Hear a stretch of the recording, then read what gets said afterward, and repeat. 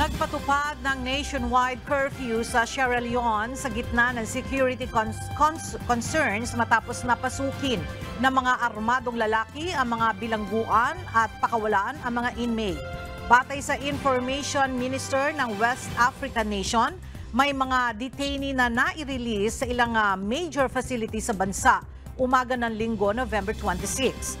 Ipinahayag naman ni President Julius Maada Bio na naaresto na ang mga karamihan sa mga lider ng pag-atake. Inilarawan niya din itong pagpapawalang halaga sa seguridad at pag-atake sa demokrasya, subalit umiwas na tawagin itong kudeta. Nananatiling tensyonado ang political situation sa Sierra Leone matapos itong ma-re-elect noong Hunyo.